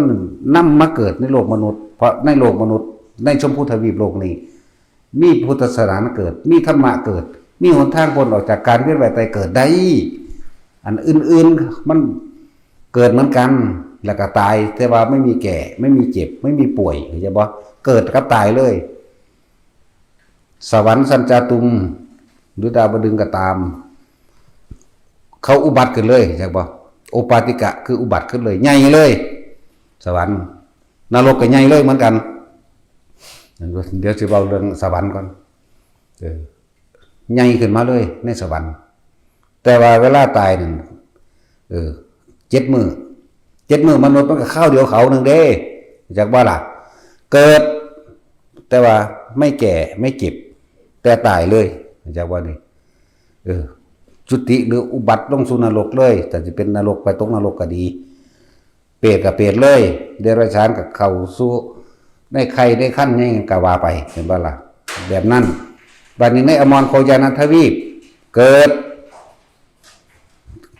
แต่ก็เลี้ยงกับของใหญ่ขึ้นมาอยู่อาหารก็มีอาหารของมันต่างหากแล้วก็เหมือนกับคน20 ปีตลอดตายกับตายในเหมือน20 ปีเกิดแล้วไม่แก่ไม่เจ็บแต่ตายกระเวียนที่จังสั่นมันทุกข์มั่งไรทุกข์ตอนตายจากกันจากว่าล่ะทุกข์อยู่แต่ว่าในระหว่างทำกลางนี่จากไปหาตายนี่มันบ่เป็นอนิจจังจากว่าล่ะมันเลยบ่ทุกข์เห็นบ่แต่ว่าอนิจจังอนัตตาตรงตอนตายนำนี่เพิ่นก็เลยต้องแยกภาคออกกระจายพระองค์เอง ของอะไรที่มันแปลกคนเฮามันสิสะดุดบ่Amazing สะดุดรู้สึกว่าตึงตาตึงคิดเด้พวกเฮานี่ก็เคยมาจากดาวอื่นคือกันเกิดจากโลกมนุษย์นี่ชมพูทวีปโลกนี่ไปเกิดที่อุตระมั่งอมรโคยานะมั่งปุพเพวิเทหะมั่งเวียนว่ายตายเกิดมาอยู่นี่กับโลกทั้ง4อันนี้มันพอแห้งแล้วเด้สมัยพระเจ้าวิชิตาวิจักรพรรดินั่นนำคนแต่ละทวีปมาเกิดในโลกมนุษย์สมัยมีพระพุทธเจ้าก็เลยจักบ่ล่ะนั่นแหละนำคนมาเกิดเพื่อสิล่อให้พระพุทธเจ้าตรัสรู้คนพวกนี้เลยได้ยินได้ฟังธรรมบางพวกก็อรหันต์ไปเลยเนี่ยแล้วเพื่อสิล่อพระพุทธเจ้าตรัสรู้ถ้าสิพูดจริงๆแล้วนั่นน่ะพระเจ้าจักรพรรดิเกิดกับพระพุทธเจ้าเกิดบ่ได้พร้อมกันแต่ว่านั่นเรียกว่าล่องของพระเจ้าจักรพรรดิยังโชติกะเศรษฐีหรือยังชมพู่ปฏิเปเป็นล่องจักรพรรดิลงมาซื่อๆบ่ได้คุ้มครองทั้ง4โลกเหมือนพระมหาจักรพรรดิถ้าพระจักรพรรดินี่คุ้มปกครองโลกทั้ง4และก็สามารถปกครองสวรรค์ชั้นดาวดึงส์กึ่งนึงได้นี่จังเกียกจักรพรรดิแท้อันนี้ล่องมันลงมาเพราะอาวุธของเขาบ่ครบ3ของเขามีเกือกแก้วอยู่เกือบแก้วเห็นบ่ล่ะแล้วก็มีไอ้พระขันแก้วแล้วก็วิสร3อย่าง แต่พระเจ้าจักรพรรดิมีขุนพลแก้วนางแก้วจากขุนพลแก้วนางแก้วลูกแก้วช้างแก้วมาแก้วรองเท้าแก้วจากว่าล่ะแล้วก็จักรแก้วเป็น7อย่างเป็นสหชาติของเพิ่นมีทั้งหากแต่ว่าอันคือชมพูปฏิเปนี่เปรียบเทียบใส่ดุจดังเจ้าจักรพรรดิซื่อๆหังบ่แม่นจักรพรรดิลักษณะนั้นโชติกาเศรษฐีก็ยังบ่แม่นแต่ว่านั่นเป็นผู้มีบุญญาฤทธิ์หรือเป็นผู้เกิดด้วยอำนาจบุญแต่ว่าคนมีความสุขเต็มที่แต่เห็นทำได้นี่โอ้ยโคตรยากเลยเนาะผู้ใดสิเสวยสุขถ้าสิเว้าเรื่องตอนเป็นมนุษย์เนี่ยทอกับโชติกะเศรษฐีนี่บ่มีพระพุทธเจ้าเฮายังบ่ทอเด้เพราะหยังตอนที่เพิ่นเป็นเจ้าชายสิทธัตถ์อยู่นี่เนาะเพิ่นบ่ได้มีนั่งมาจากอุตรกุรุทวีปมาเป็นเมียเด้แต่ว่าโชติกะเศรษฐีนางสุรตานี่มาจากทวีปอื่นเด้นั่นมาจากโลกอื่นเด้นั่นมาเป็นเมียที่เป็นมนุษย์ก็มีบักหลายเมียที่เป็นจากโลกอื่นก็ยังมีไหมพระพุทธเจ้าเฮามีเฉพาะโลกมนุษย์ได้บัดนี้เห็นว่าสั่นแหละแต่ได้ดวงตาเห็นธรรมแต่บวชได้บรรลุอรหันต์ได้มันเป็นเรื่องธรรมดาเป็นสิ่งที่น่าอัศจรรย์เนาะธรรมะนี่อัศจรรย์เพราะว่าบุญเขาเจ้ามันล้นเพราะว่าถ้าเต็มธรรมดาสั่นแล้วทรัพย์สมบัติใส่เท่าไรก็บ่เบิดบ่พกบ่พร่องเอาทอง10 ก้อนมาใส่10 ก้อนก็ขึ้นมาแทนนะสั่นแล้วเอาผลไม้ปิดจากเด็ดออกจากต้นมันก็เกิดขึ้นมาใหม่เดี๋ยวนี้โลดเนี่ยจังซี่แล้วของเฮานี่โอ้ยส่วนจะเกิดได้ย่อยจอยสิตายแล้วสิตายอีกแต่เริ่มต้นแรกเฮาขุดปลูกเองนี่กุนอยู่ต่อธรรมดาปังอยู่ต้นแข็งดินก็เลยน้ำก็หายากย่อยจอยจะล่มอีบึงนะหาบหดต้นไม้ธรรมดาบ่ถางปลาถางไม้ไผ่ถางหนามจะล่มกับทั้งถางทั้งไห่ไปน้ำก้นธรรมดาบ่พวกมะไลกับมะไลเพราะพวกมะไลนั่นแหละพอดีตัวเป็นบันไดให้กูเหยียบใจว่าล่ะเฮาบ่ได้ปรารถนาได้ว่าสิบ่มีม่านมาขัดขวางกูหังมักตอนนี้มันบ่ค่อยมีบ่ได้กูออกหาเอาเองนอนตัดสินมันบ่มีปานใดหลายกูออกหาเอาเองกูเป็นม่านเองอยากอย่างซั่นแหละนั่นแหละมันเลยล่ามไปฮอดจังซี่บัดนี้คนก็มักๆเด้ถ้าเว้าจังซี่เนาะตัดสินถ้าว่าลมหายใจเข้ายาวก็รู้ออกยาวก็รู้งกงากถ้าเอามองบ้านจริงๆแล้วงกงาบ่ฟังเขาหรอกมีแต่สินอนอย่างเดียวกูนี่โอ้ยอย่าออกอย่างหรอกจักยามได้สิแล้วอยากหนีอยากเมื่อเนาะจะไปนอนบ่ได้ไปภาวนาเด้อยากไปนอนบางคนก็ไปเบิ่งซีรีส์บางคนก็ไปยังล่ะโทรศัพท์มาแหละบางคนก็คิดยากอยากใหญ่กุดไม่เพราะว่าอยู่หันมันบ่มีเน็ตเนาะอุ้ยธรรมดาเด้นั่นแล้วแม่นบ่สัตว์หลายอยู่แนวนั้นนั่นแหละเป็นยังให้ฝึกคืบแขนคือเพื่อหยังสากำลังกิจเท่าตั้งมั่นดีแล้วมันมีพลังกิจตานุภาพไปแล้วมันสามารถป้องกันภัยได้หลายๆอย่างจากว่านี่บ่ได้เว้าเล่นกูเฮ็ดมาบ่แห้งหลายเทื่อก็เด้จากว่าล่ะและหลายๆอย่างที่เฮานำออกมาใส่สมาธิรักษาโลกนี่เอาอาการปิติออกมาใส่เพื่อประโยชน์นี่โลกนี้ใส่แบบนี้ความรู้สึกแบบนี้นั่นแหละถ้าบ่มาฝึกมันบ่เป็นดอกจะฟังซื่อๆท่าทายให้เข้ามาพิสูจน์เอาเองด้วยตัวเองตัวเฮ็ดเป็นหรือบ่เป็นก็ขึ้นอยู่กับของเด้แต่ว่าเจ้าของบ่เป็นผู้อื่นก็สิบ่เป็นบ่ว่าล่ะคนอยู่นี่ก็เป็นบักหลายแล้วแหมแม่สัตว์ถ้าผู้สอนบ่เป็นมันจะเอาหยังมาสอนเด้อนี่แม่ว่าล่ะเว้าแม่งเปิดเผยลงไปหยังงึดแม่งหยังเนาะตัดสินนั่นแล้วถ้าผู้สอนบ่เป็นบ่ฮู้บ่เห็นมันจะเอาหยังมาเว้าก็เอาความจริงต้องมาเว้าให้ฟังนั่นแล้วก็ สอนแนะบอกให้เฮ็ดแบบนี้แบบนี้มันสิเป็นแบบนี้เฮ็ดแบบนี้มันสิเป็นแบบนี้เฮาก็บอกได้ปานนั้นแต่ของเฮ็ดเป็นหรือว่าเป็นโอ้ยถ้ามันถอดให้ได้บ่มาฮอดพี่ดอกไตแมงขึ้นนิพพานเบิดแล้วล่ะ เนาะแต่สินตีนกวาดขึ้นเบิดแล้วล่ะปานนี้แต่ว่าใส่บุญได้ขี้เดียดเนาะ บ่อยากให้มันซูนตีนว่ะ พูดแล้วแต่มันเฮ็ดได้มันเฮ็ดพอแห้งแล้วเด้มันบ่มานั่งบ่บาปๆอยู่นี่เด้แล้วฝึกเป็นนั่นคือให้คืบนั่นคืบนี่พากันเบิ่งซื่อๆมาพิสูจน์เอาตัววัดชีวิตหลายศาสตร์เราสู้เคยพอบ่แนวมื้อนี้เนาะแล้วอาการเฮ็ดให้คอแขนสั่นเฮ็ดให้กายโยกหรือต่างๆที่ปรากฏแม้กระทั่งเห็นฮอดความผิดเจ้าของเคยเฮ็ดมาหรือเจ้ากรรมนายเวรคุยกับเสือโลกได้ผมตัวแม่นบ่ล่ะแล้วก็มาฝึกเอาว่าผู้เขาเป็นอยู่แล้วเขาก็สละตัวเองเพื่อสิบอกสิสอนต่อด้วยเมตตาของเขาด้วยความเสียสละของเขาเห็นบ่ซั่นเขาบ่ได้เฮ็ดเอาเพื่อเอาเป็นหยังได้หยังเด้อยู่นี่นั่นแหละจังว่าแม้นผู้พระบวชเข้ามานี่ถ้าคิดว่าสิบวชเข้ามาหาเงินมารวยอย่ามาเด้อย่ามาบ่ได้ให้ผู้ใดจับเงินและทองมีหลวงพ่อจับผู้เดียวเรียกว่าล่ะเอาผู้เดียวเลยบ่ให้ไผ เนาะจังซั่นแล้วแต่คิดว่าสิบวชเข้ามาเพื่อสิได้รับซองได้รับเงินอย่ามาอยู่นี่บ่มีก็แล้วกันงานนิมนต์ก็บ่ไปแม่แม่นบ่ล่ะบ่ได้แค่ไผอีกนั่นแล้วใหญ่บ่ได้ก็สร้างบ่ไปขี้ข้านเนาะแต่จินจักสิไปเอาหยังจักสิไปหาเอาหยังจักสิไม่ไปเป็นหยังเว้ยอยู่นี่สังหารกิเลสอย่างเดียวฆ่ากิเลสอย่างเดียวจักบ่นี่มีอันเดียวเท่านั้นที่พาเฮ็ดอยู่เด้อนี่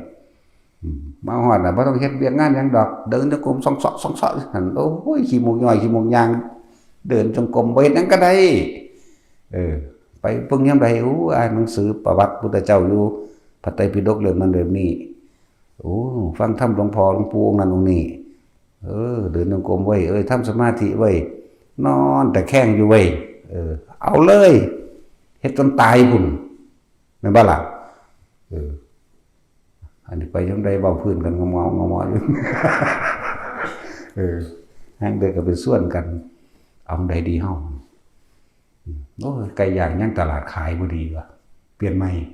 เนาะเอาไก่ย่างวิเชียร อีกคนนึงว่าโอ้บางคงหลวงพ่อก็หลายเด้ ก็ขายบักตังคงเนาะนั่นแล้วสิไปขายใส่ดีน้อว่าพุ่นหน้าเขาสนกวง คือคุยกันหาสาแตกเหมือนกันเนาะสิขอหลวงพ่อเป็นทุนไปขายตำบักหุ่งก็บ่ได้ก็สิเว้าตรงๆก็ได้แต่ก็เลยว่าอ้อมๆผมจะเมื่อบ้านอาจารย์ค่ารถรายวันสัก 20,000 ซั่นบักหาเอ้ยว่าบ่ฮู้ด้วยว่าเขาว่ามึงสิไปขายตำบักหุ่งแล้วเบิ่งหน้ามันก็บ่เป็นตากินหรอกแม่เป็นตาคืนเป็นตาเป็นบักหุ่งมีพิษตำก็เลยเนาะเป็นตาใส่ตาปลาแดกกลางๆฝอยๆแม่คืนพร้อมเป็นแม่งบ่งขนแม่งบ่งหานนี่มัน สั่นแล้วตาซ่าอยู่นี่ละแต่เราอยู่ไสล่ะบักหานั่นดำๆแหล่ๆดอกสีผิวมันก็บ่พองพันคือหมู่เด้จังเป็นได้เป็นสง่ะมันก็เสียเส้นมาเติบนึงอยู่ดอกเนาะตอนท่านบอกพวกเราพี่น้องเขาก็สั่งเขายันมันดีเราจากท่านแล้วเตอร์ไปเตะเนาะคู่ขากันกับหลวงพี่ไส้ตัวเดินไปขายไก่ย่างตลาดเน็บทั้งหลังแล่นขึ้นรถกันแล่นไปบ่รอดดีกลับมาไปเห็นบ่ล่ะสั่นแล้วบัดนี้เปลี่ยนใหม่เอาสูตรใหม่ก็ยังวิเชียรสูตรอย่างแซ่บสูตรกับใส่อันตะไคร้หลายๆมันกระเทียมพร้อมใส่ใบกะเพราหลายๆน้ำตำโขกใส่กันมุนๆแต่ก็ใส่ซอสใส่ปรุงให้มันนัวๆตัวสิใส่รสดีก็ใส่คั่นใส่กันจังไปย่าง แซ่บเนาะแต่มาเรื่องไปสิไปก่อนไม่เฮ็ดต้องกินกระแสบนิดนึงถ้าได้เฮ็ดเหรอเนาะอีห้องน้ำมันได้กินมันเลี่ยมันกัดเข้ากระดูกคนตัวอีห้องน้ำหนึ่งไก่เนาะกินหัวกระดูกแม่งแบบยำควบอยู่ควันหมายำปูหมูยำปลาธรรมดาว่ะสั้นแล้วแซ่บอีหลีเด้นี่นี่ให้สูตรพร้อมนะกินหนึ่งปลาก็เฮ็ดแบบนี้แหละหนึ่งไก่ก็เฮ็ดแบบนี้แหละจะไปตอนไงเด้อครับพอดีเสร็จแล้วเอาไปเฮ็ดลองเบิ่งแซ่บอีหลีใบกะเพราบ่หาแต่เอาแต่ยอดดอกปิดเอาใบแข็งๆแก่ๆมันนำตำใส่กันตะไคร้ทั้งกับฝานนั่นแหละก็ตำตะไคร้ตำกระเทียมใบกะเพราเจ้าตะไคร้กระเทียมกะเพรายังล่ะครบแล้วบอกว่า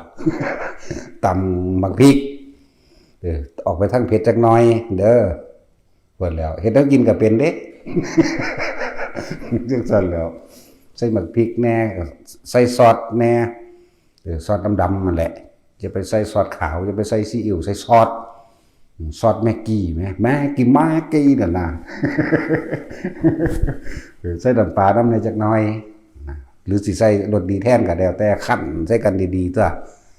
บัดนี้ผู้ใดสิเฮ็ดไก่ย่างก็ย่างไปผู้สิเฮ็ดไก่นึ่งก็นึ่งไปบอกสูตรครูบาใส่ไปบัดนี้แต่กูบ่ให้ทุนเด้ไปหารับจ้างขุดมันตัดอ้อยเอาเองบ่ได้ทุนนึกซั่นแล้วนั่นแหละเขาเฮ็ดบ่แซ่บเลยสิบอกสูตรให้ผู้ใดสิบวชอยู่นี่บ่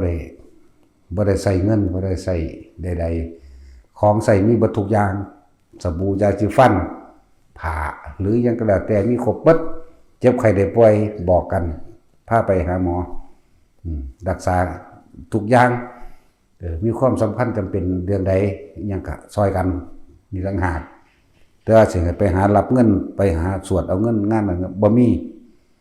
แต่ว่างานศพมีแต่เฮาซ้ำเป็นผู้เสียเรียกว่าไปงานศพบ้านนั้นบ้านนี้บ่แม่นเฮาไปเขาเจ้านิมนต์พระมาจากองค์เอาให้เท่านั้นไตรใส่ซองให้ไปพร้อม1,000จังซี่นะแล้วแต่ความสำคัญของคนที่ทำในพุทธศาสนาคนที่คำวัดคำว่าต่างๆเฮาซอยหลายจักว่าล่ะแต่คนบ่คำแต่ก็เป็นปกติธรรมดาเอา5พื้นบ่2พื้น3พื้นพื้นนึงหรือเงิน1,000เฮ็ดเป็นปกติมีอาหารอันใดให้ซอยไปบ่ว่าสิได้ไปสวดเอาเงินไผเด้เงินมันบ่ได้อึดอยู่ในนี่อย่างว่านี่หูดังนี่ตาสิทธิ์มันนี่นี่เลยนี่มีจักบ่นี่อยู่ในหูดังนี่หายใจเอามีจักบ่ถ้าว่าหายใจก็ตายแล้วก็ภาวนาเอาตัวอีหยังก็ดีขนาดภาวนานี่บ่ได้เอาหยังบ่ได้เป็นหยังบ่ได้หยังมันก็เป็นของมันเอาเองเด้ล่ะจังซั่นตัวนั่นแหละเรื่องปิติต่างๆก็คลายปัญหาให้ได้ยินได้ฟังแล้วเรื่องเป็นหยังคือผ้าคืบแขนคืบมือเอานั่นอันนี้ก็บอกแล้วว่ามันป้องกันหยังได้แน่เข้าใจว่าล่ะตอนที่คืบอยู่นี่มันบ่ไปคิดขาไผได้ล่ะแม่นบ่สิว่าบ่ดีหาแม่หาพ่อสู้บ่โอ้ยสู้คิดสิไปหาอันยิ่งขี้กระปอมคล้องขี้กระปอมสุกเป็นบาปซ้ำกูบ่ได้คิดว่าสิเป็นบาปได้อยู่หม่องนี้แม่กูบ่ไปรังแกเบียดเบียนไผแม่เนาะเฮ็ดกระอาจจะพาก็บ่ได้ไปรังแกเบียดเบียนไผเด้แม่ล้วนแล้วแต่เป็นการฝึกจิตให้ตั้งมั่นให้เกิดมีพลังจิตานุภาพตอนแรกมันบ่ทันได้เป็นก็ฝึกไปสักก่อนตัวนั่นบ่ล่ะรักษาโรคต่างๆเอาอาการปิติแต่ละอันออกมาใส่ไผสิมาคิดได้ปานนี้เดี๋ยวนี้เฮาบ่ได้คิดได้หรอกว่าแต่ว่าเฮ็ดเป็นแล้วเฮาเลยรู้จักวิธีมันจังซั่นแล้วเอามาบอกผู้ใดมาฝึกก็เป็นประโยชน์ต่อผู้นั้นโรคที่เป็นอยู่แล้วทุเลาเบาบางลงมาและธรรมะที่สั่งสอนให้อยู่เดี๋ยวนี้พ้นโลกเลยก็ได้บ่มาเกิดเลยก็ได้หรือเป็นการใส่ประคองชีวิตเจ้าของในครอบครัวก็ได้บารมีบ่ทันได้เข้มแข็งก็เข้มแข็งพอ พลังจิตแต่ของเองบ่ท่านได้เข้มของพ่อจะปล่อยว่างอย่างไรก็ค่อยฝึกหัดไปสะสมไปอย่างตัวนะว่าล่ะนั่นแล้วจีนำออกมาสอนมาบอกอยู่นี่เครื่องเล่นเยอะแยะมันไม่แค่นี้เด้มีหลายคนนี้ตาซ้ำนี่ก็เฮ็ดบ่ได้แล้วแล้วจะไปบอกแบบอื่นได้จังไดตาซ้ำนี่ก็เฮ็ดบ่ได้แล้วบ่ทันได้บ่ได้ทะลุถึงขั้นนั้นได้นะเอาตัวเองออกจากผาเอาตัวเองจากห้องหรือไปอินเดียนี่ก็ไปกับมาได้ในนาทีนึงเอาลองบ่จัก100 รอบปึ๊บปั๊บมึงก็ได้มึงเหลือมันจะได้บ่เนาะใช่แล้วเป็นเครื่องเล่นเป็นเครื่องอยู่เป็นวิหารธรรมวิหารทานวิหารละยังไงว่าไปเป็นการทรงชาติเจริญชาติเป็นการฝึกจิตให้ตั้งในมันคงเป็นการละกิเลสไว้ในโตได้นั่นน่ะไม่ได้ไปคิดว่าจะไปปาดข้อไผ่ได้แต่ว่ามาถึงกูก็ปาดแมงอีหลีได้มึงมาโลดคนปฏิบัติธรรมเขาบ่ไปข่มเหงรังแกเบียดเบียนทำลายไผดอกแต่ว่าเขาก็บ่ยอมมารังแกข่มเหงเบียดเบียนทำลายเฮาเหมือนกันเนาะบ้านนี่ตีปากแมงโลดเดี๋ยวบางน้อยมันถามมันมาเอาขนม2 เช้าอาจารย์มันถามแนวหมู่มันรังแกผมเฮ็ดจังได๋ห้วยตีปากแมงโลดว่ะกูบ่ได้ให้ยอมเด้ว่ะต้องเข้าใจคำว่ารังแกแต่ของรังแกเขาหรือเขารังแกเจ้าของเนาะเขาใหญ่กว่าสู่เขาบ่ได้แต่ใจมึงใหญ่สักอย่างออกกำลังว่ะออกกำลังนี่มันแข็งแรงไปซ้อมมวยไปฝึกมวยตีมันโลดมึงต้องป้องกันตัวบ่ได้บอกว่าให้ยอมคนเด้เนาะเว้ยแต่เขารังแกจริงข่มเหงจริงนั่นว่าซั่นแต่ของอ่อนแอไปซ้อมมวยไปฝึกมวยไปฝึกวิชาซะก่อนเนาะตีปากมันโลดอยู่เด้บ่ได้ว่าโอ้ยอย่าไปยุ่งกับเขาเด้เพราะว่าหยังมันหนีบ่ได้หนีบ่พ้นหลีกเลี่ยงบ่ได้ตีแมงเลยว่ะคือเฮาอยู่นี่แล้วผู้ใดมารังแกเด้อพาเฮาตีแมงโลดว่ะเอาสวัสดี